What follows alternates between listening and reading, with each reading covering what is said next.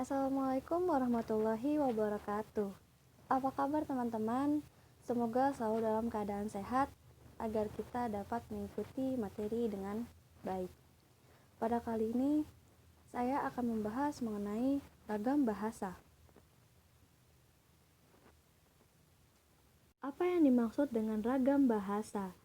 Ragam bahasa adalah variasi bahasa menurut pemakaian yang berbeda-beda menurut topik yang dibicarakan, menurut hubungan pembicara, kawan bicara, orang yang dibicarakan, serta menurut medium pembicara.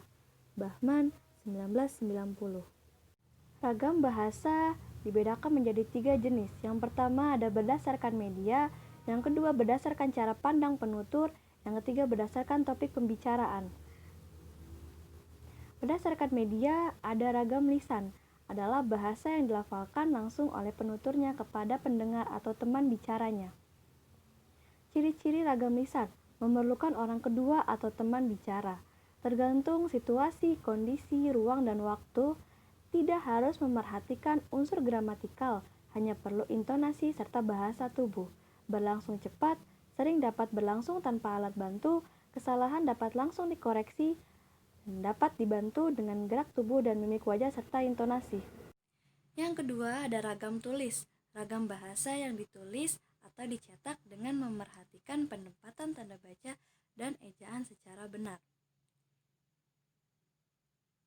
Ciri-ciri ragam tulis tidak memerlukan orang kedua atau teman bicara, tidak tergantung situasi, kondisi, ruang, dan waktu, harus memerhatikan unsur gramatikal, berlangsung lambat, selalu memakai alat bantu, kesalahan tidak dapat langsung dikoreksi, tidak dapat dibantu dengan gerak tubuh dan mimik wajah, hanya terbantu dengan tanda baca. Berdasarkan cara pandang penutur, ada ragam dialek, ragam terpelajar, ragam resmi, dan ragam tak resmi. Contohnya, gue udah baca tuh buku, termasuk ke dalam ragam dialek. Saya sudah membantu ibu memasak, termasuk ke dalam ragam terpelajar. Saya sudah membaca buku itu, termasuk ke dalam ragam resmi.